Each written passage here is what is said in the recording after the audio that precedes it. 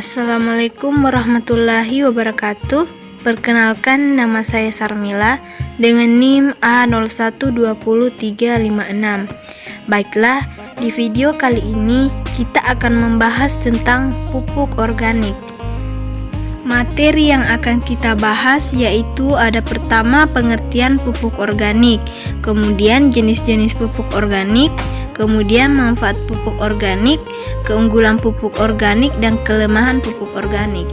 Pupuk organik adalah pupuk yang tersusun dari materi makhluk hidup yang diolah melalui proses pembusukan atau dekomposisi oleh bakteri pengurai seperti pelapukan sisa-sisa tanaman, hewan, dan manusia. Pupuk organik dapat berbentuk padat atau cair yang digunakan untuk memperbaiki sifat fisik, kimia, dan biologi tanah. Pupuk organik akan banyak memberikan keuntungan karena bahan dasar pupuk organik berasal dari limbah pertanian seperti jerami dan sekam padi, kulit kacang, tanah, ampas tebu, belotong, batang jagung, dan batang hijau lainnya.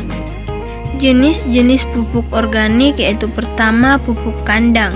Pupuk kandang adalah salah satu jenis pupuk organik yang sering digunakan karena mudah didapatkan dan murah. Sumber pupuk ini berasal dari kotoran hewan ternak maupun unggas seperti sapi. Yang kedua, pupuk hijau. Pupuk hijau adalah jenis pupuk organik yang berbahan dasar dari tanaman atau tumbuhan hijau. Tanaman yang dimanfaatkan sebagai pupuk hijau bisa berasal dari tanaman hasil sisa panen atau tanaman biasa yang dimanfaatkan sebagai pupuk. Pupuk kompos adalah pupuk yang terbentuk dari sisa bahan organik yang berasal dari tumbuhan, hewan, dan limbah organik secara alami dengan cara dekomposisi atau fermentasi. Pupuk hayati atau pupuk mikrobiologis adalah pupuk yang bekerja dengan memanfaatkan organisme hidup. Fungsi dari pupuk ini antara lain untuk membantu memperbaiki struktur tanah dan memproduksi nutrisi. Humus adalah unsur organik yang berasal dari proses dekomposisi atau pelapukan dari daun-daunan dan ranting tanaman yang membusuk. Humus dapat membantu meningkatkan kadar air tanah, mencegah erosi, serta mempercepat proses pembusukan. Pupuk serasa adalah jenis pupuk alami yang memiliki senyawa berbasis karbon yang terbuat dari limbah organik, nabati, atau komponen tanaman yang sudah tidak lagi terpakai dan berubah warna dan bentuk seperti jerami, sabut kelapa, dan rumput. Pupuk organik cair bisa terbuat dari urin ternak atau hasil dari proses fermentasi bahan-bahan organik seperti buah-buahan busuk dan bahan pupuk organik lainnya. Pupuk organik cair biasanya digunakan sebagai pelengkap dengan cara disemprotkan ke daun tanaman. Pupuk guano adalah jenis pupuk organik yang dihasilkan dari kotoran kelelawar atau guano.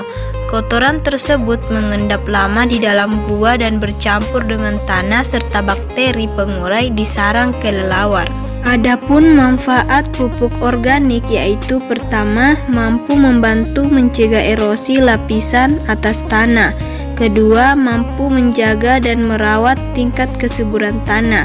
Ketiga, mampu menjaga kelembapan dari tanah sehingga akan mengurangi tekanan atau tegangan struktur tanah pada tanaman. Keempat, pupuk organik mengandung unsur mikro yang lebih lengkap dibanding dengan pupuk kimia.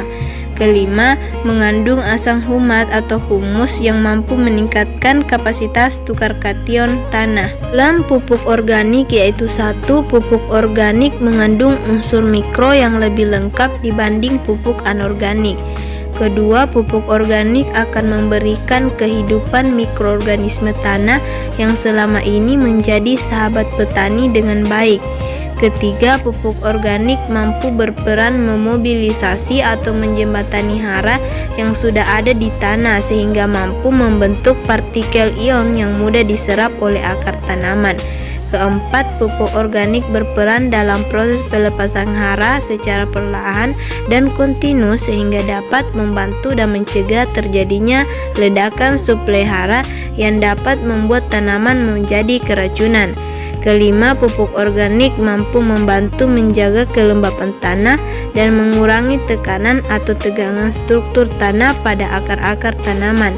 Keenam, pupuk organik sangat membantu mencegah terjadinya erosi lapisan atas tanah yang merupakan lapisan mengandung banyak hara. Bahan pupuk organik yaitu satu, diperlukannya dalam jumlah yang sangat banyak untuk memenuhi kebutuhan unsur hara dari suatu pertanaman.